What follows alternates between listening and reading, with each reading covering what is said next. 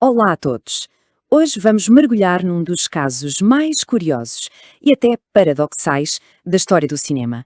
O filme de 1970, A Filha de Ryan. É uma daquelas obras que, até hoje, ou se ama ou se odeia. Como é que um filme consegue provocar reações tão extremas? É isso que vamos tentar perceber. Que nasce o grande paradoxo. Como é que é possível que um filme seja ao mesmo tempo considerado um desastre pela crítica e, por outro lado, seja um sucesso de bilheteira e até ganhe Oscars? Esta dualidade é o que torna a história de A Filha de Ryan tão fascinante. Ok, vamos começar pelo lado mais negro da história, as críticas. E não foram só umas críticas más, foram devastadoras.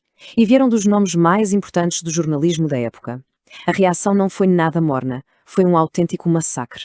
O famoso Roger Ebert, por exemplo, disse que a grandiosidade visual era tanta que acabava por engolir as personagens e a história.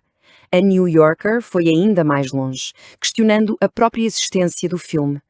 A mensagem era clara e quase toda a gente concordava. Para a crítica, o filme era um falhanço total. Mas para percebermos o verdadeiro impacto disto, temos de recuar um pouco. Porque é que as expectativas eram tão, mas tão altas?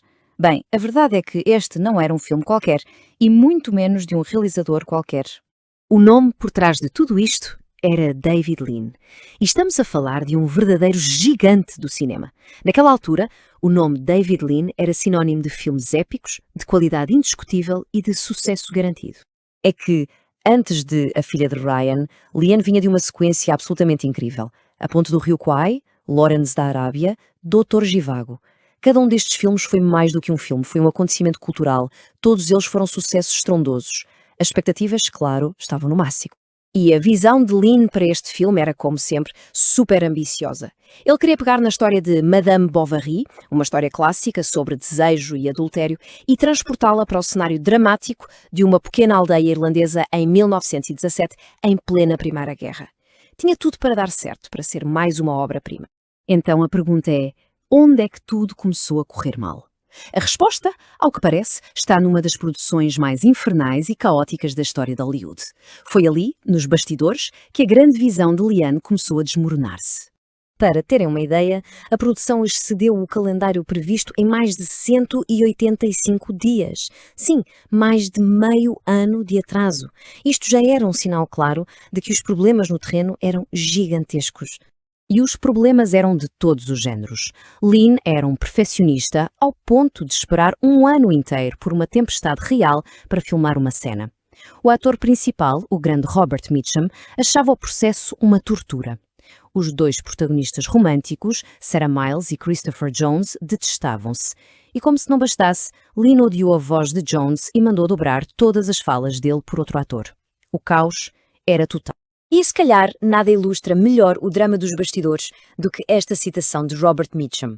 Quando Lean lhe ofereceu o papel e perguntou por que ele hesitava, Mitchum respondeu isto. Mostra bem o estado de espírito de quem estava envolvido no projeto.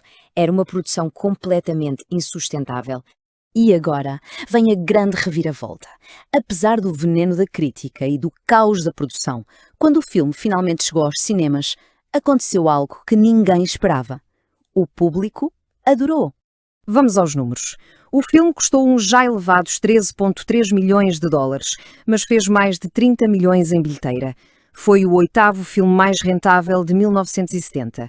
Podia ter sido um fracasso para os críticos, mas para o público foi um sucesso comercial inegável. E a história não acaba aqui. Nos Oscars, contra todas as probabilidades, o filme recebeu 4 nomeações importantes. E não se ficou por aí, não. Levou para casa 2 estatuetas, uma para a fotografia absolutamente deslumbrante e outra para a interpretação incrível de John Mills como ator secundário.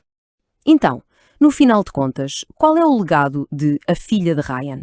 Bem, décadas depois de toda esta confusão, a resposta continua a ser complicada.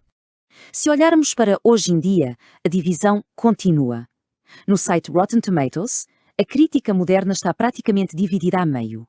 Por cada crítico que hoje o defende como uma obra incompreendida, há outro que continua a concordar com as críticas negativas da altura. O debate ainda está bem vivo. Mas talvez o legado mais triste do filme tenha sido o impacto que teve no seu criador. David Lean ficou tão ferido e desiludido com a recepção ao filme que se afastou do cinema. Um dos maiores realizadores de sempre foi silenciado durante 14 longos anos. Só voltou a filmar em 1984. E, no fim, a filha de Ryan deixa-nos com esta pergunta essencial.